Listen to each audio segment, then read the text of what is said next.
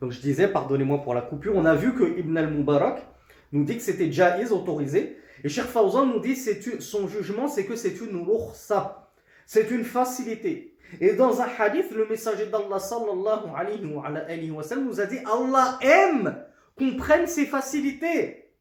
Allah n'aime pas pour nous que nous cherchions la difficulté. Allah nous a donné ses facilités. Il aime que nous les saisissions. Fi'aluhu, alors Cheikh Fawzan nous dit Huwa rukhsa. فعله أفضل من نزع الخفين وغسل الرجلين أخذا برخصة الله واقتداء بالنبي صلى الله عليه وعلى آله وسلم ومخالفة للمبتدعات. Donc Cheikh Fawzan nous dit l'essuyage sur les bottines c'est une facilité, une rukhsa. Et le fait de le pratiquer, cet essuyage sur les bottines, est meilleur que d'enlever ses bottines et de laver ses pieds. Donc si tu as le choix, que tu es chaussé, que tu es en état de purification, tu as chaussé tes bottines en état de purification, puis tu as perdu tes ablutions. Tu as le choix entre deux choses, soit tu essuies sur les chaussures, soit tu enlèves tes chaussures et tu te laves le pied. Cheikh Fawzan nous dit ce qu'il est meilleur de faire, c'est de prendre la facilité d'Allah et d'essuyer sur tes chaussures si elles répondent aux conditions, si elles remplissent les conditions. Donc c'est meilleur de pratiquer l'essuyage sur les chaussures plutôt que de les retirer, de te casser la tête, de te compliquer la vie à les retirer. Retirer ensuite tes chaussettes pour te laver le pied. Donc Cheikh Fawzan, il nous dit car il y a en cela le fait de prendre les facilités d'Allah, et comme nous l'avons vu, Allah aime qu'on prenne ses facilités, et il y a une imitation du prophète en cela, et une contradiction au mubtadi'a. En faisant cela, tu marques ta barra, ton désaveu des mubtadi'a, qui interdisent cette pratique-là. وَالْمَسْحُ يَرْفَعُ الْحَدَثَ عَمَّا تَحْتَ الْمَمْسُوحِ.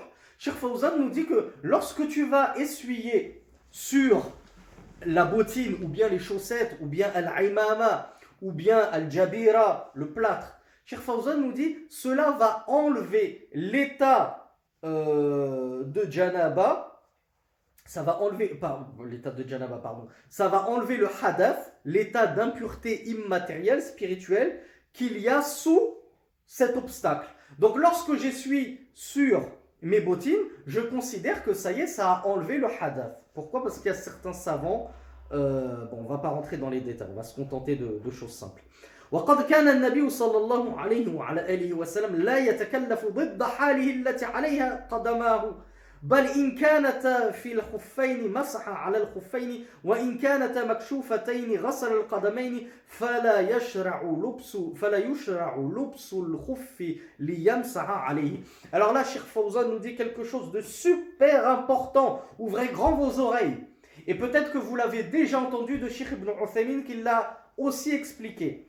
Il nous dit que le messager d'Allah sallallahu alayhi wa sallam, il ne s'efforçait pas à contredire son état et sa situation. Qu'est-ce que ça veut dire? Cheikh Fawzan nous dit, si le messager d'Allah était chaussé, il essuyait sur ses chaussures, ou sur ses chaussettes ou ses sandales.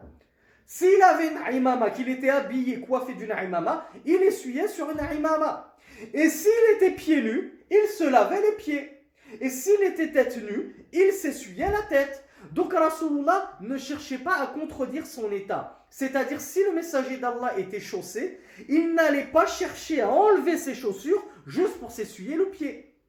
Et à contrario, si le messager était pieds nus, il ne cherchait pas exprès à mettre une bottine pour essuyer dessus. Donc il faisait en fonction de sa situation.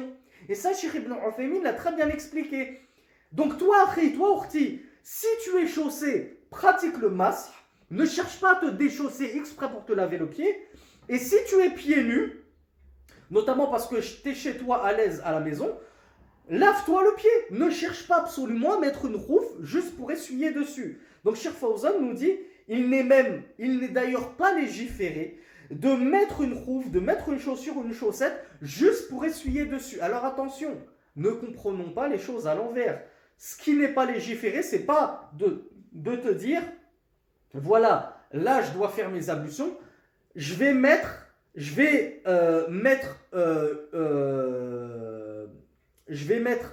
une chose. Oui, c'est ça que nous dit. Non, j'allais partir sur sur complètement autre chose. Donc je retire ce que j'ai dit. Cheikh Fawzan Hafizahullah nous dit il n'est donc pas à légiférer de mettre une chaussure juste pour pratiquer à l'essuyage. Je pensais en fait à ce qu'on avait vu dans une vidéo annexe qui sort complètement du cadre, où on voyait que certains compagnons, certains salafs plutôt, كانوا يتكلفون بلبس الخفين للصلاة فيهما.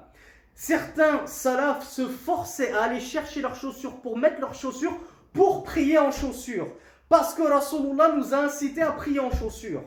Donc là, c'est un petit peu le même système. On ne vous demande pas de vous forcer à mettre des bottines pour essuyer dessus ou mettre des chaussettes pour essuyer dessus. Si vous êtes pieds nus, lavez-vous les pieds.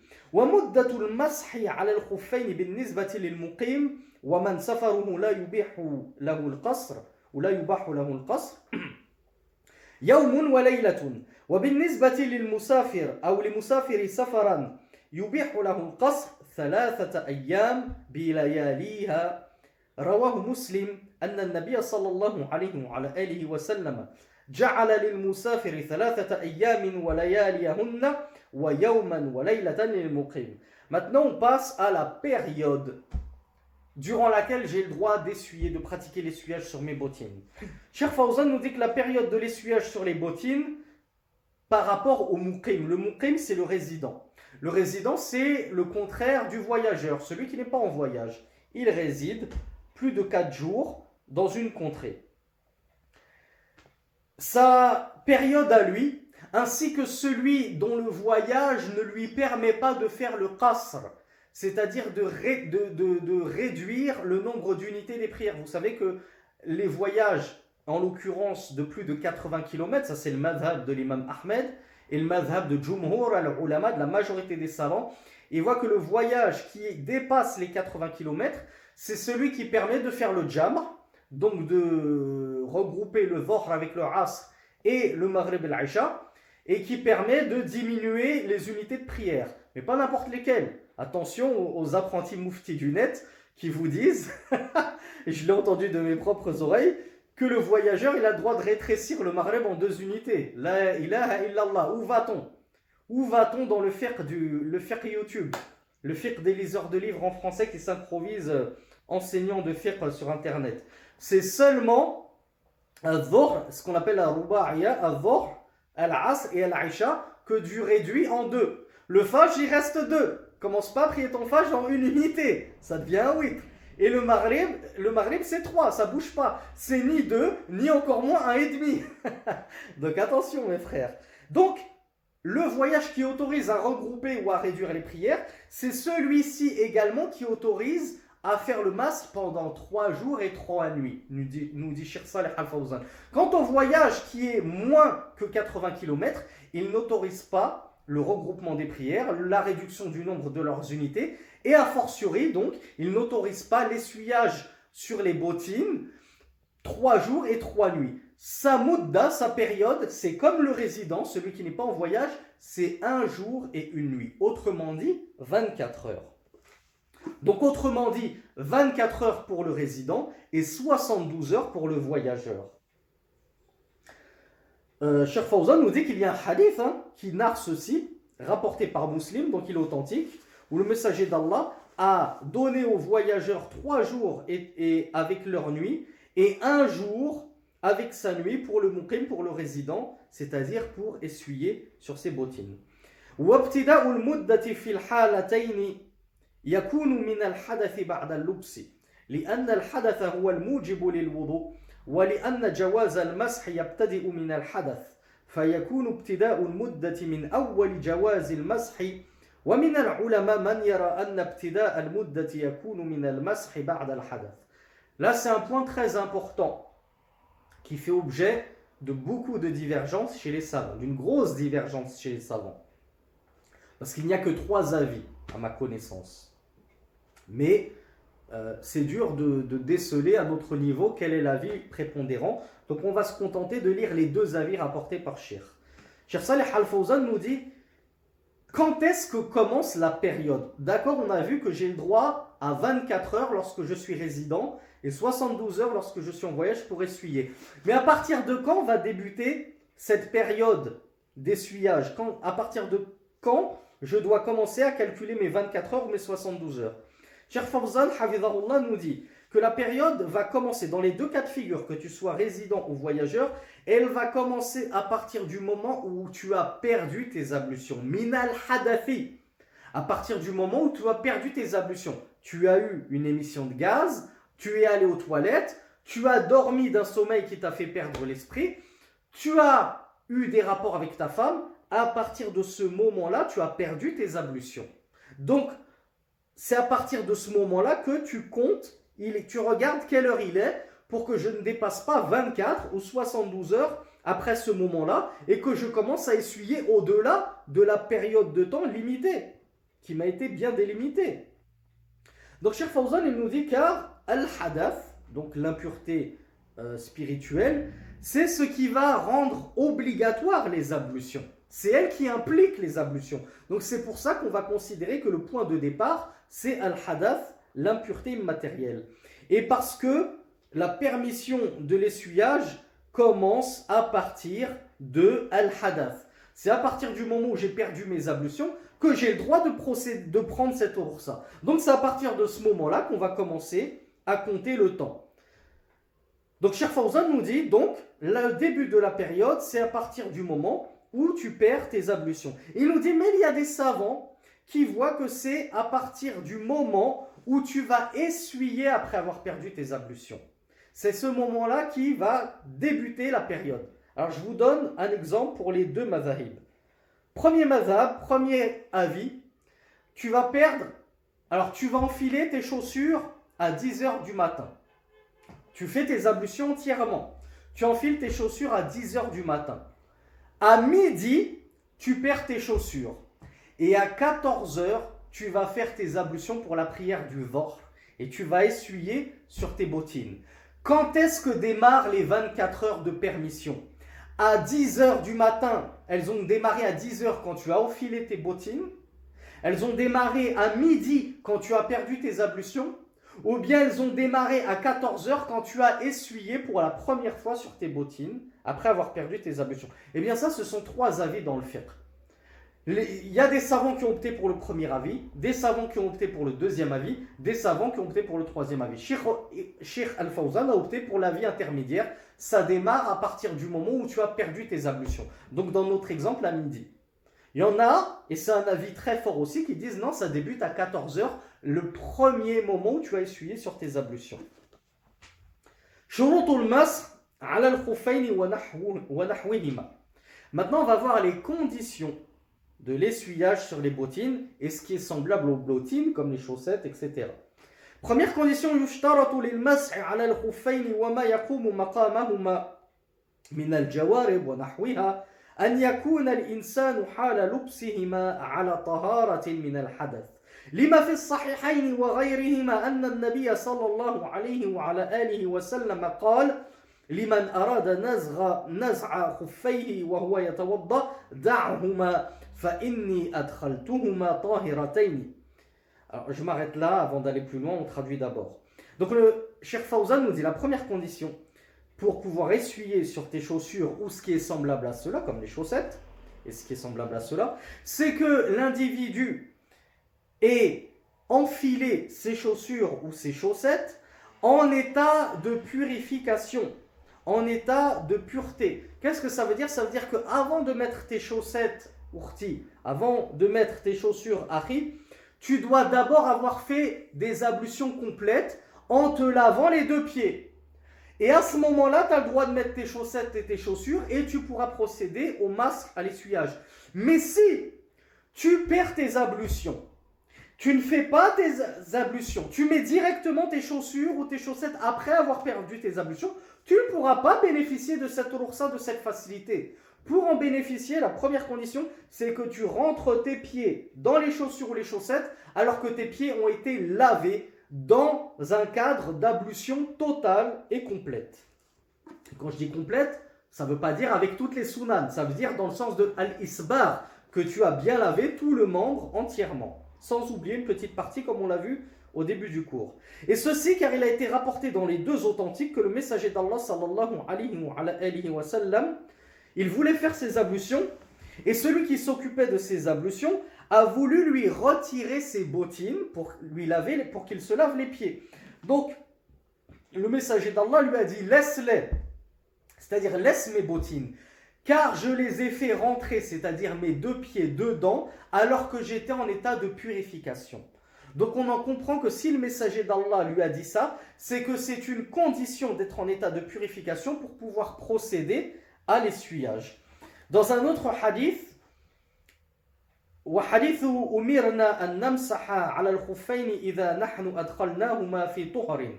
Donc dans un autre hadith, les compagnons ont dit, on nous a ordonné d'essuyer sur les bottines si nous les avons fait rentrer tous deux, c'est-à-dire nos pieds, dans ces bottines ou dans ces chaussettes, ala tuhrin, en état de pureté, en état de purification, donc après les avoir lavés. وهذا واضح الدلالة على اشتراط الطهارة عند اللبس للخفين فلو كان حال لبسهما محدثا لم يجوز المسح عليهما. Donc Cheikh Fawzan nous dit ceci est clair et indique clairement que la condition de la purification, de la pureté est conditionnée pour pouvoir essuyer sur la purification des pieds par des ablutions complètes est une condition avant d'enfiler ses khouf pour pouvoir bénéficier de la facilité d'essuyer dessus. Et il nous dit si lorsqu'il a enfilé ses khouf, ses bottines, ses chaussures, ses chaussettes, il était muhdith, c'est-à-dire il avait perdu ses ablutions, alors il ne peut pas bénéficier de cet essuyage. Il devra se déchausser pour laver ses pieds lorsqu'il voudra refaire ses ablutions. ويشترط deuxièmement أن يكون الخف ونحوه مباحا فإن كان مغصوبا أو حريرا بالنسبة للرجل لم يجوز المسح عليه لأن المحرم لا تستباح به الرخصة.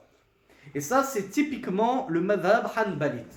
Cheikh Fawzan Hafizahullah nous dit la deuxième condition c'est que tes chaussures, tes chaussettes, ce qui habille ton pied, tes bottes, tes bottines, tes boots, ce que tu veux, soit licite, que ce soit licite. Si elles sont volées, tu les as volées à quelqu'un, tu ne pourras pas bénéficier de cette rukhsa, de cette facilité. Si ce sont des chaussures en soie, nous dit Cheikh Fawzan, pour les hommes, tu ne pourras pas bénéficier de cette facilité de l'essuyage. Pourquoi? Parce que la soie est interdite aux hommes. Donc Cheikh Fawzan nous dit, les choses illicites ne peuvent pas bénéficier des rukhsa. Et ça, c'est une règle dans le madhab hanbali. Vous le verrez quand on étudiera, incha'Allah, le hajj, le pèlerinage. Troisième condition, yushtaratu an yakuna al-khuffu wa nahwuhu satiran lirrijl. Ça, c'est une condition très importante. C'est que la bottine, ou la chaussure, ou la chaussette, elle recouvre entièrement l'endroit, l'emplacement du pied qui habituellement doit être lavé. C'est-à-dire quoi? Tout le pied jusqu'aux chevilles. De nos jours, on a ce qu'on appelle des sockets qui descendent sous la cheville. Eh bien, chez la majorité des savants, il n'est pas autorisé d'essuyer sur de tels sockets. De nos jours, on a des baskets qui descendent sous la cheville. Donc, il n'est pas autorisé, sur ces baskets qui ne recouvrent pas la cheville, d'essuyer dessus. De nos jours, on a nos chères sœurs qui portent des ballerines. Vous savez ce que c'est que les ballerines? Déjà, la ballerine, elle ne recouvre même pas tout le cou du pied. C'est à peine si elle remonte au cou du pied. Elle couvre juste les doigts de pied et puis sur le côté. Elles ne peuvent pas essuyer dessus selon la majorité des savants. Cependant, il y a un avis, il me semble que c'est l'avis d'Ibn Uthaymin, et s'il ne l'a pas adopté, en tout cas il l'a rapporté. Et c'est un avis qui en termes de dalil est fort. Pourquoi? Parce que Ibn Uthaymin nous dit, cette condition que la chaussure, elle doit recouvrir tout l'emplacement, cette condition, vous la trouvez dans le Coran et la Sunna? Non. De quel droit vous permettez-vous d'établir et d'imposer des conditions aux gens que ni Allah ni son messager n'ont imposées? Donc l'avis de Ibn Uthaymin, c'est que le fait que la chaussure doive absolument remonter jusqu'à la cheville, ou que la chaussure ou la chaussette ne doit pas être transparent, comme par exemple les bas des femmes. Les femmes mettent des bas, des collants. Généralement, ils sont transparents. On voit à travers les orteils. Eh bien, cette condition que ça doit être opaque, qu'on ne doit pas voir le pied à travers, vous la tenez d'où cette condition? Et effectivement, quand je vous dis que c'est un avis très fort, c'est parce que quand on cherche en fait dans les adillas des gens de science, Mais il n'y a pas de verset qui le stipule. Il n'y a pas de hadith qui le conditionne, que ça doit remonter jusqu'aux chevilles. Leur dalil, c'est que l'essuyage, il prend la place du lavage. Donc les chaussures sur lesquelles tu essuies doivent prendre la place du pied. Donc qu'est-ce qui est obligatoire de laver du pied? C'est tout le pied jusqu'à la cheville. Eh bien ils disent qu'est-ce qui doit être obligatoirement essuyé? C'est tout le pied jusqu'à la cheville. Et donc tu dois avoir des chaussures et des chaussettes qui remontent jusqu'à la cheville et qui recouvrent tout le pied. Donc effectivement c'est vrai qu'il y a un avis, je ne vais pas dire marginal, parce qu'il est fort en termes de fiqh et d'arguments, mais il est très très minoritaire, il est très peu suivi. Et l'écrasante majorité des savants voit que c'est une condition que la chaussure, que la chaussette, que tout ce qui chausse ton pied recouvre la partie du pied que tu dois laver, c'est-à-dire tout le pied jusqu'aux chevilles. Cheikh Fawzan nous dit فلا يمسح عليه إذا لم يكن صافيا مغطيا لما يجب غسله. Donc tu n'as pas le droit d'essuyer sur ce qui va chausser ton pied s'il n'est pas suffisamment long jusqu'à recouvrir tout ce qu'il t'est obligatoire en temps normal de laver de ton pied dans les ablutions. بأن كان نازلا عن الكعب, comme par exemple si ça descend en dessous de la cheville. Une telle chaussure, une telle chaussette, selon Cheikh Fawzan et la majorité des savants, tu ne pourras pas essuyer dessus. Ou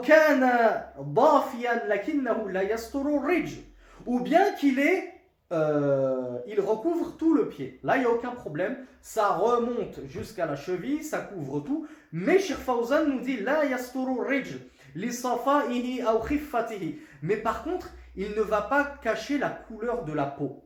On va voir la couleur de ta peau à travers, car Cheikh Fawzan nous dit il est soit transparent, soit il est tellement fin, c'est un tissu tellement fin, par exemple, comme je vous ai donné l'exemple des bas pour les femmes, les collants des femmes, c'est tellement fin qu'on voit à travers la couleur de la peau, ou au moins on voit les doigts de pied, on voit le pied complètement à travers. Donc Cheikh Fawzan nous dit, quand bien même ton bas il remonte jusqu'à ta taille, ton collant, fais-le remonter jusqu'à ta taille. C'est pas un problème de taille ici. Le problème, c'est qu'on voit ton pied à travers. Et la majorité des savants disent que si on voit le pied à travers, c'est comme s'il n'était pas satir.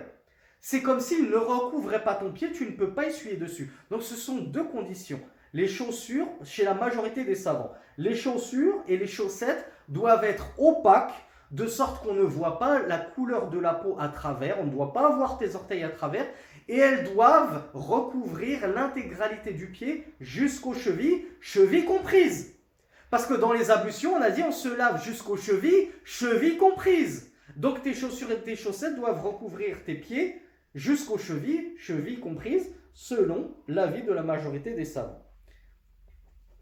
فلا يمسح على ذلك كله لعدم ستره. Donc Cheikh Fawzan nous dit on ne peut pas essuyer sur de telles chaussures qui arrivent en dessous de la cheville ou qui laissent apparaître une partie de ton pied parce qu'elles sont trop fines ou transparentes.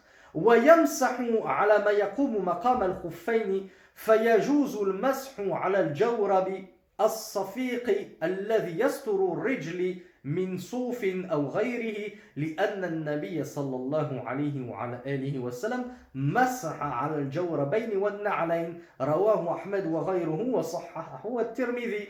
Donc Cheikh Al-Fawzan Hafizahullah nous dit qu'il est permis aussi d'essuyer sur ce qui est semblable aux chaussures, ce qui prend lieu et place des chaussures comme les chaussettes. Mais il nous dit des chaussettes saphir, c'est-à-dire des chaussettes épaisses qui couvrent véritablement le pied, qu'elles soient faites en laine ou dans une autre matière, comme de nos jours en nylon, en coton.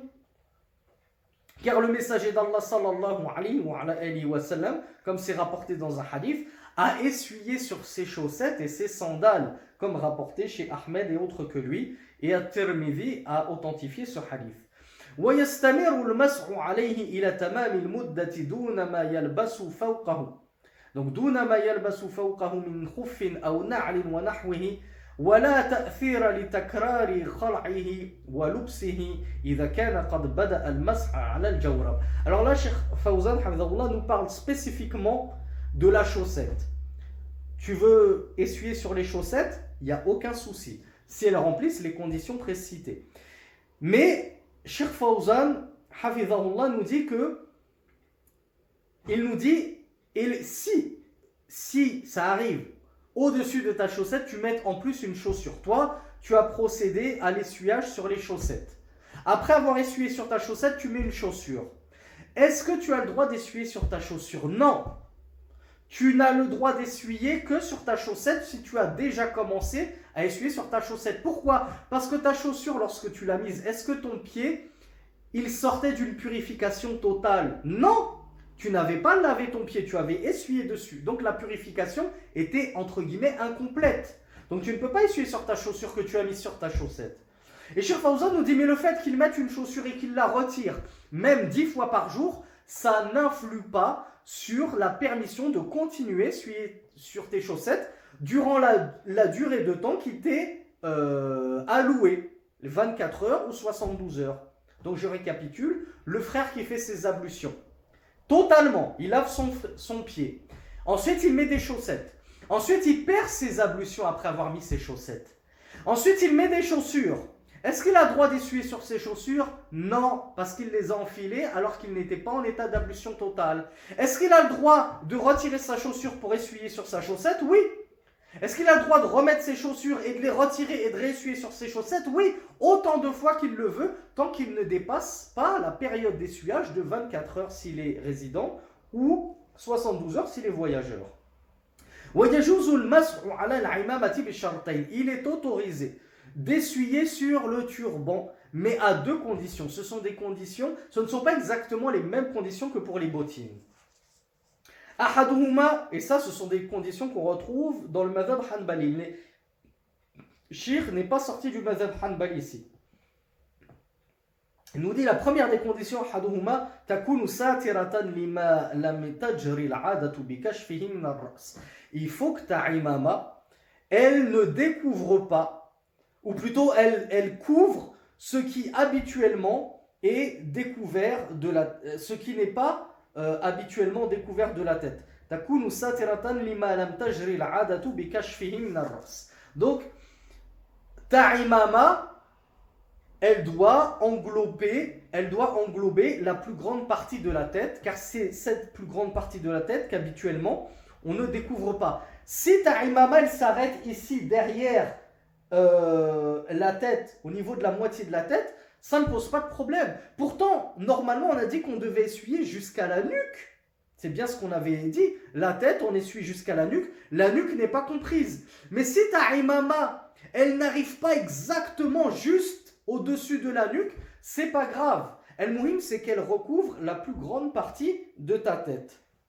Donc ça, c'est l'une des conditions qui divergent de Al-Khouf. Al-Khouf, la chaussure, si elle descend légèrement de la cheville, ce n'est plus bon, tu ne peux pas essuyer dessus. La imama, si elle ne couvre pas en totalité la tête, qu'on voit un petit peu des cheveux ici sur le côté, un petit peu des cheveux juste au-dessus de la nuque, ce n'est pas grave. Al-Muhim, c'est que ce soit la imama qui couvre la majorité de la tête. Et deuxième, donc, qu'est-ce que cette condition exclut? Cette condition, elle va exclure les shashiyas. Les shashiyas qui sont bien moins couvrantes que les imama. Deuxième condition, an takuna al-imamatu muhannaka, wa hiya allati yudaru minha tahta al-hanak dawrun fa akthar, aw takuna dhata dhu'aba, wa hiya allati yurkha tarfuhu min al-khalf. فقد ثبت عن النبي صلى الله عليه وعلى آله وسلم المسح على العمامة بأحاديث أخرجها غير واحد من الأئمة. وقال عمر من لم يطهره المسح على العمامة فلا طهره الله. Donc Cheikh Al-Fawzan Hafidhahullah nous évoque la deuxième condition pour pouvoir essuyer sur al-imama. Il nous dit elle doit être muhannaka. C'est quoi muhannaka? Ça veut dire qu'elle doit faire au moins un tour sous al-hanak. C'est quoi alors al-hanak dans la langue arabe? C'est le palais. Et sous le palais, ce qui est voulu, c'est qu'elle passe en fait sous ton menton. Et ça, c'est vrai qu'on la rencontre surtout chez les Bédouins, ce type de imama. Ceux qui vont dans le désert, au Maghreb, ou en Mauritanie, ou dans certains pays d'Afrique, peuvent rencontrer ce type de imama. En Égypte, on ne le rencontre que très peu. J'ai vu très peu d'Égyptiens faire leur imama et la faire passer sous le cou, comme ça, sous le menton, à la bédouin, au style bédouin. Et pourtant, ça, chez l'imam Ahmed, c'est une condition pour pouvoir essuyer sur la imama. Et Cheikh Fawzan nous dit que c'est aussi une condition. C'est que soit elle est muhannaka, c'est-à-dire qu'elle tourne autour de la tête comme ça. Elle ne tourne pas juste autour de la tête comme ça. Elle tourne aussi autour du visage. Et on le verra, c'est aussi une condition pour le khimar de la femme. Si la femme veut essuyer sur son khimar comme l'homme essuie sur sa imama, son khimar, ça ne doit pas être un petit fichu comme ça. Elle prend un voile, elle prend un petit fichu et elle met une pince à linge comme ça. C'est pas ça, mes sœurs. Ça, c'est pas ce qu'on appelle muhannaka. Muhannaka, c'est que ton khimar, tu l'as enroulé, nous dit Cheikh Fawzan, au moins un tour. Et il doit avoir fait au moins un tour ou plus pour pouvoir essuyer. Soit elle est comme ça, soit elle a une une queue. Dans le madhab hanbali, on trouve que la meilleure des imamas, c'est celle qui remplit les deux conditions. Elle est muhannaka, elle fait le tour du visage, et en plus, laha dhu'aba, elle a une queue. Et la sunna du messager d'Allah était de laisser traîner la queue, c'est-à-dire le pan de sa imama, entre ses deux épaules. Après, il est permis de la laisser sur le côté, comme nous l'explique Cheikh Abdus Salam al-Shuwai'ir, hafizahullah. Donc, si ta imama remplit les deux conditions, tu es en plein dans la sunna. Si elle remplit juste une condition, soit elle a une queue, mais tu ne l'as pas fait tourner sous le cou, ou bien tu l'as fait tourner sous le menton, mais qu'elle n'a pas de queue, c'est bon aussi. Mais c'est un avis du madhab, c'est l'avis du madhab hanbali, c'est l'avis de Cheikh Fawzan. Il nous dit si elle ne remplit aucune des conditions, elle ne tourne pas autour de toi, de ton visage, et elle n'a pas de queue, comment ça s'appelle cette imama? Est-ce que certains d'entre vous le savent? C'est compliqué.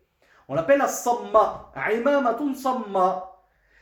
Et c'est quoi la imama samma? Pour vous donner l'exemple le plus probant, c'est la imama des Shia. Vous avez vu les grosses imamas de Shia?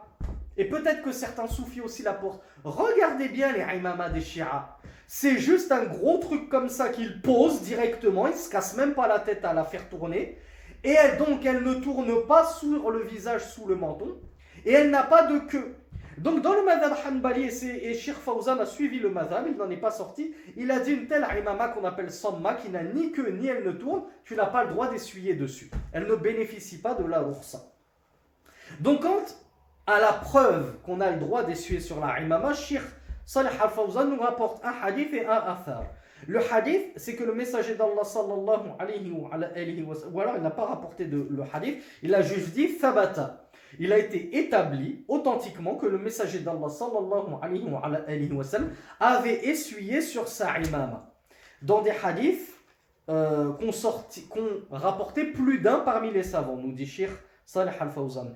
Et il nous rapporte la parole de Omar ibn al-Khattab qui a dit, radiyallahu anhu, celui que l'essuyage sur la imama, le turban, ne purifie pas, qu'Allah ne le purifie pas.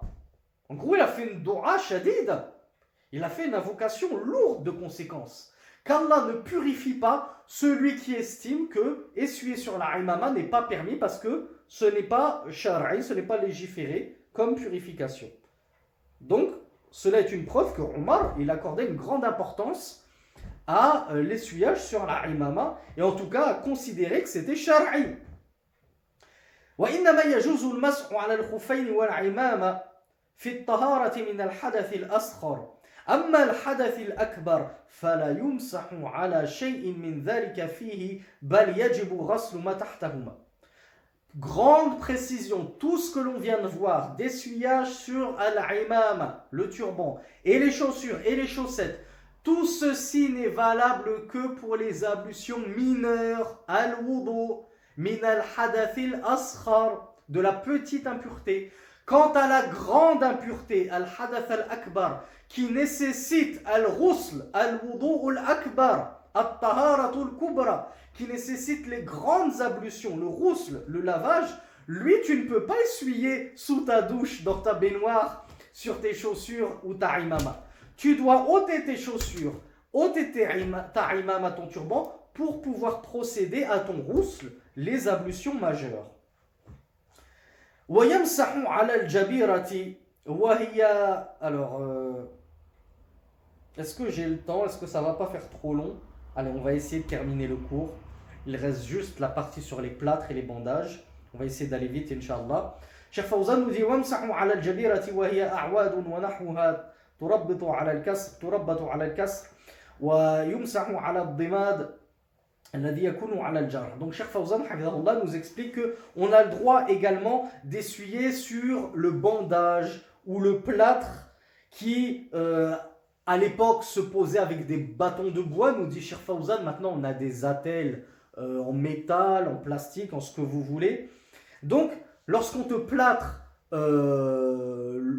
le bras, parce que ça concerne surtout le bras, hein, c'est rare qu'on nous plâtre le pied, on nous plâtre plus la jambe que le pied, mais en tout cas, si tu as un plâtre ou bien un bandage, on peut te bander le pied. Donc si tu as un bandage médical, un plâtre, sache qu'il est autorisé d'essuyer dessus. Tu n'es pas obligé d'enlever ton bandage, ton plâtre, pour essuyer dessus, surtout si le médecin t'a dit que le fait de l'enlever, ça va aggraver ta maladie ou bien ça va en retarder la guérison.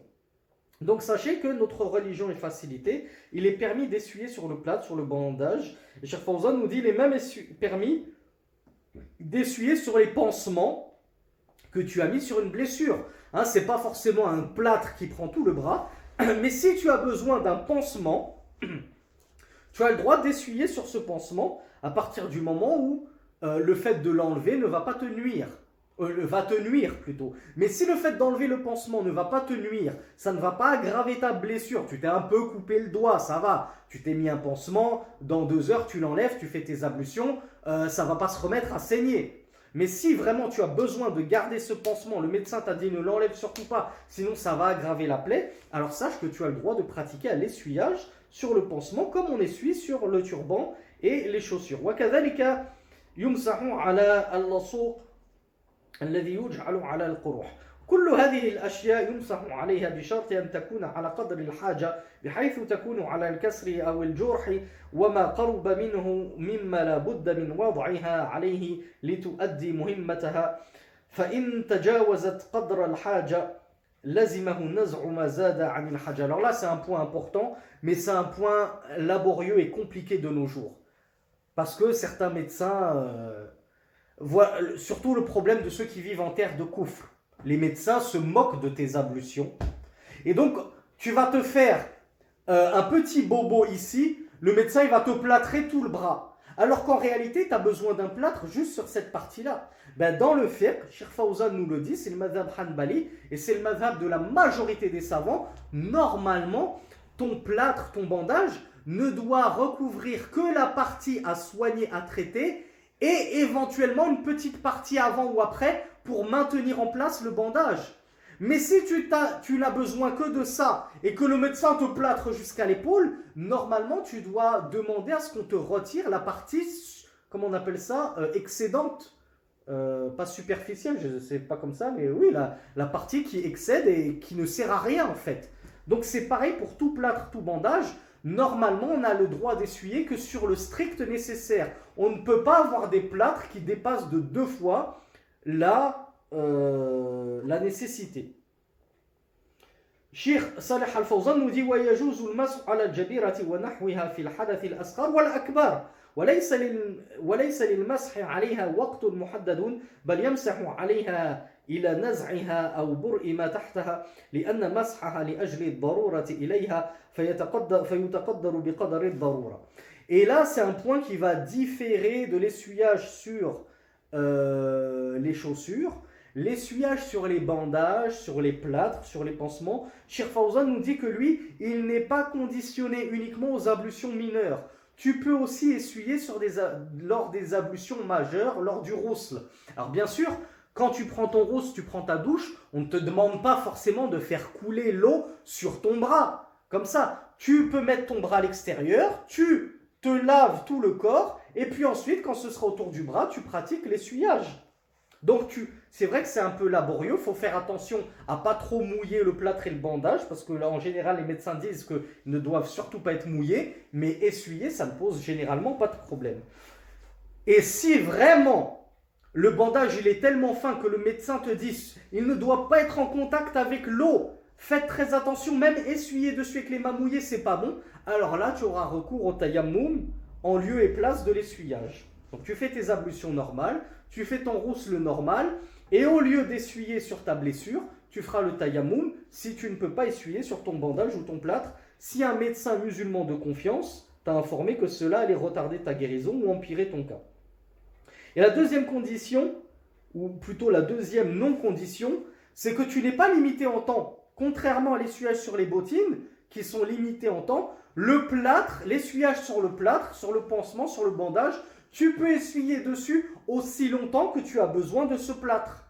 Jusqu'à ta guérison. Une fois que tu es guéri, tu enlèves le plâtre et tu referas tes ablutions normalement. Donc sache, Harry, que tu n'es pas limité à 24 ou 72 heures. Tu peux essuyer une semaine si tu as besoin de garder ton plâtre et ton bandage une semaine.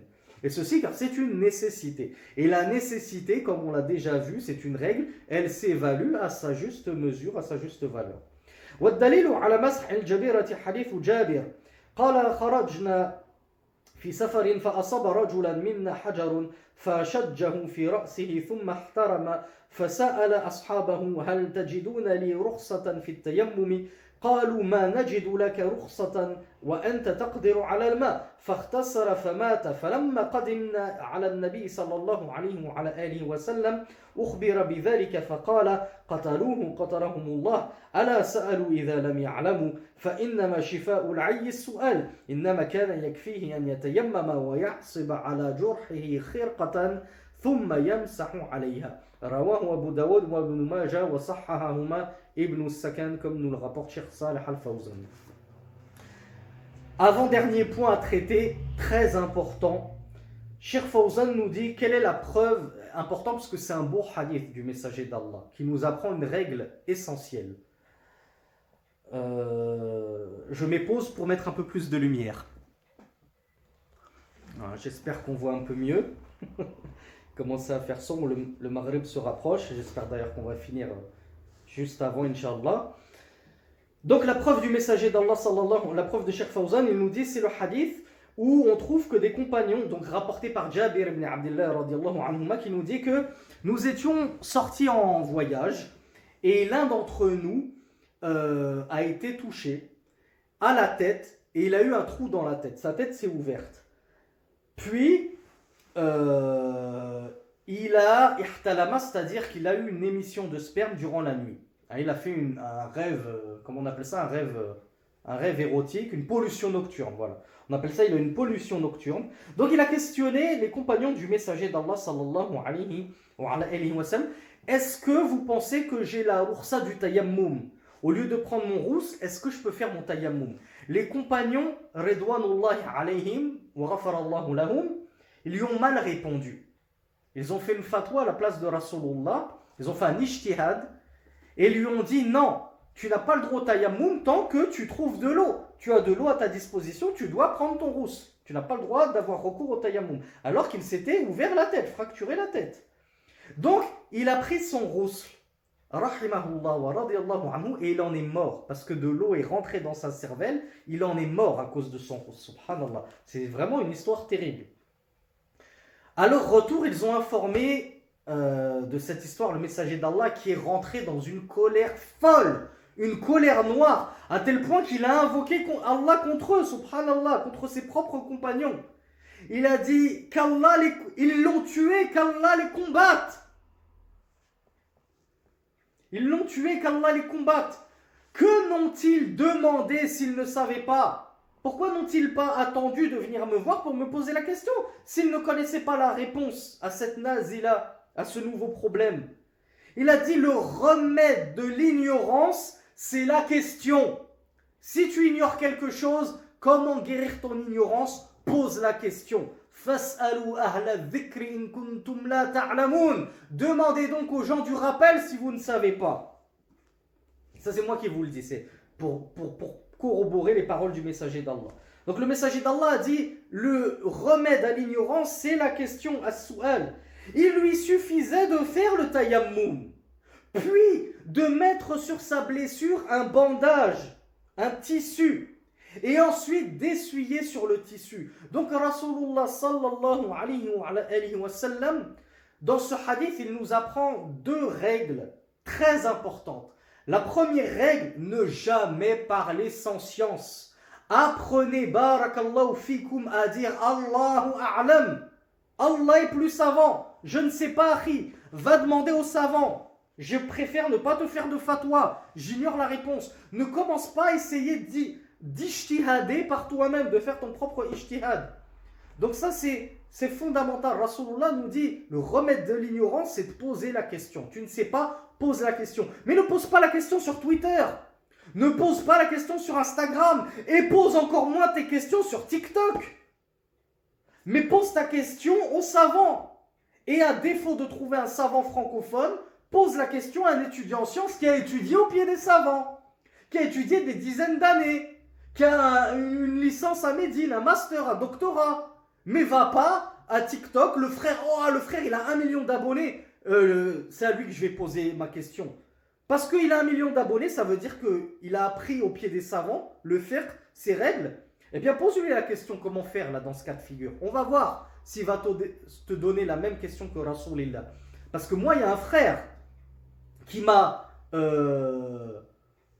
posé la question, c'était il y a très longtemps. Il m'avait dit qu'il était blessé au doigt. Et donc, il avait un genre de bandage au doigt.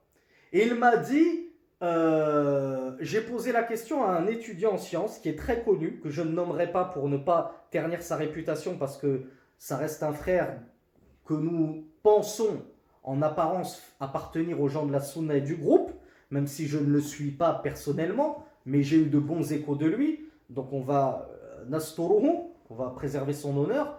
Mais il a posé la question à ce frère, comment faire? Ce frère, il lui a dit, t'as pas besoin de faire tes ablutions, tu fais juste le tayammum. Pour un doigt, tu fais le tayammum. Qu'est-ce que c'est que cette fatwa, akhi? Pourtant, le frère, il est diplômé de Médine.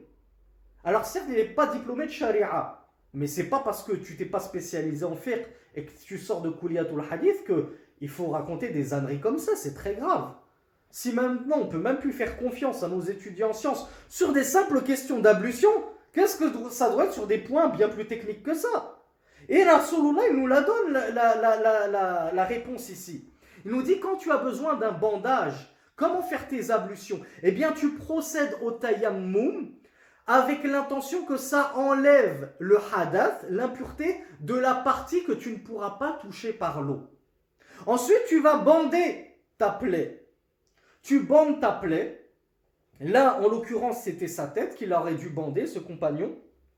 Puis, tu fais tes ablutions normalement. Ce que tu peux laver avec l'eau. Tu as une plaie à la tête. Pourquoi est-ce que tu serais dispensé de laver tes mains jusqu'au coude et de laver tes pieds? Et tu dis non, c'est bon, je me contente de faire tayammum. Qu'est-ce qui te dispense de laver le reste? Il n'est pas blessé le reste. Donc tu fais tes ablutions normalement, mais tu ne touches pas la partie blessée. Et la partie blessée, tu te contenteras d'essuyer dessus. Et là, en l'occurrence, le compagnon avait juste à essuyer sur la tête. Et donc celui qui n'a pas de bandage, par exemple, mais il y a des frères qui me posent la question, ils ne peuvent pas se laver les mains. Ils ont une maladie aux mains, qu'Allah les guérisse. Ils ne peuvent pas toucher l'eau avec les mains, sinon ça leur fait de l'urticaire, des choses comme ça. Donc c'est compliqué de faire ces ablutions sans eau. La règle c'est fattaqullaha mastata'tum. Allah Azza wa Jal nous dit dans le Coran, fattaqullaha mastata'tum. Craignez Allah autant que vous le pouvez. Oui, tu ne peux pas prendre de l'eau pour te nettoyer le visage. D'accord, tu ne peux pas prendre de l'eau pour te nettoyer les mains. Mais les pieds, est-ce qu'on est obligé de puiser de l'eau avec nos mains pour se laver les pieds? Est-ce qu'on ne peut pas mettre les pieds sous le bidet et faire couler l'eau? Ou on met les pieds sous la douche et on fait couler le robinet pour se nettoyer les pieds? C'est autorisé, c'est faisable. Alors on doit faire nos ablutions autant qu'on le peut. Si je ne peux pas toucher l'eau avec les mains, ça ne me dispense pas de me laver les pieds d'une autre façon. Et pourquoi je vous dis tu fais couler de l'eau? Parce que Cheikh Fawzan ne l'avait pas évoqué. Et il l'a oublié dans les sunan. Parmi les sunan des ablutions, il y a ce qu'on appelle ad-dalk. Ad-dalk, c'est le fait de poser ta main sur le membre pour faire couler l'eau et frotter. Et ça, chez les malikites, c'est obligatoire. Mais chez la majorité des savants, ce n'est pas obligatoire, c'est sunna. Qu'est-ce que ça veut dire? Ça veut dire que si je prends un broc d'eau, une cruche d'eau, et que je fais couler l'eau comme ça sur mes doigts, et que l'eau se répand parfaitement sur tout mon membre, mon ablution est valide. Si je prends mon pied et que je fais couler de l'eau comme ça dessus sans même toucher mon pied, mon ablution est valide. Même si je n'ai pas touché le pied, à condition que l'eau a bien touché tout le membre. Mais ce qui est sunna, c'est de prendre ta main et avec cette eau, tu la répands avec ta main et tu frottes comme ça. Et comme on l'a vu notamment en frottant entre les doigts de main et les doigts de pied. Donc c'est pour ça que je vous dis, si tu es blessé, que tu ne peux pas utiliser tes mains, pourquoi tu vas dire, ah ben je peux pas toucher l'eau avec mes mains, je fais tayammum, c'est bon? Non, tu peux laver tes pieds avec de l'eau. Tu passes tes pieds sous l'eau, sous la douche, sous le bidet, tu n'as même pas touché l'eau. Donc il faut craindre Allah subhanahu wa ta'ala autant que faire se peut. Et dernière partie, mahallul mashi min hadhihi al-hawa'il, yumsahu ظاهر الخف والجورب ويمسح أكثر العمامة ويختص ذلك بدوائرها ويمسح على جميع الجبيرة. Cheikh Fawzan nous dit quelle est la surface à essuyer sur tout ce que l'on vient de voir. Alors il nous dit quant au khouf, aux bottines, aux chaussettes, aux chaussures, ainsi qu'aux chaussettes, oui je viens de le dire, ce qu'il faut essuyer c'est le dessus. Et on va le voir en détail, il va nous le décrire. Donc c'est juste le dessus. Le dessous n'est pas nécessaire de le nettoyer. Chez les Malikites, chez les Shafi'ites, c'est une sunna de nettoyer aussi le dessous de la chaussure.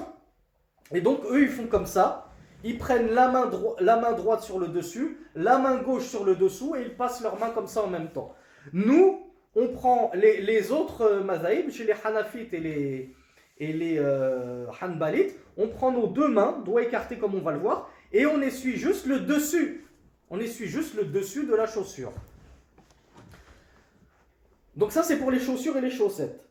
Quant à la imama, on a vu qu'on essuie la plus grande partie. Et Cheikh Fawzan nous dit notamment comment on appelle ça, les dawa'ir, les tours de la imama. En général, tu fais des tours. Au centre de la imama, il y a un creux en général. Donc toi, on ne te demande pas forcément de tout essuyer. Tu te concentres surtout sur les tours de la imama et tu essaies de bien écarter tes doigts pour toucher le plus de la imama. Donc comme on l'a vu, c'est pas obligé de toucher toute la imama à 100%. Tu essuies sur la plus grande partie de la imama, tu essayes de faire au maximum. Et enfin, la jabira, le plâtre, le bandage. Est-ce que j'essuie juste sur le dessus du bandage? Non. Le bandage, j'essuie partout. Dessus, dessous, sur les côtés. Mon essuyage doit recouvrir la totalité du plâtre et du bandage. وصفة المسح على الخفين أن يضع أصابع يديه مبلولتين بالماء على أصابع رجليه ثم يمرهما إلى ساقه ويمسح الرجل اليمنى باليد اليمنى والرجل اليسرى باليد اليسرى ويفرج أصابعه إذا مسح ولا يكرر المسح.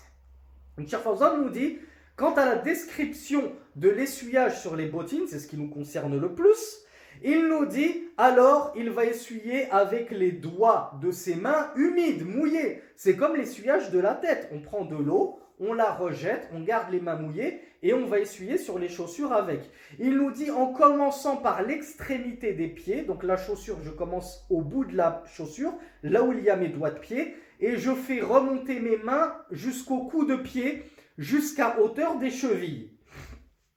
Et il nous dit donc, j'essuie le pied droit, la chaussure droite avec la main droite et la chaussure gauche avec la main gauche. Et il nous dit, il écarte ses mains pour essuyer la plus grande partie de la chaussure. Si tu fais avec les mains fermées, tu ne vas pas pouvoir bien essuyer sur tout le cou de pied, sur toute la face avant de la chaussure. Donc, écarte tes mains. Et Cheikh Fawzan nous dit, et il ne répète pas l'essuyage.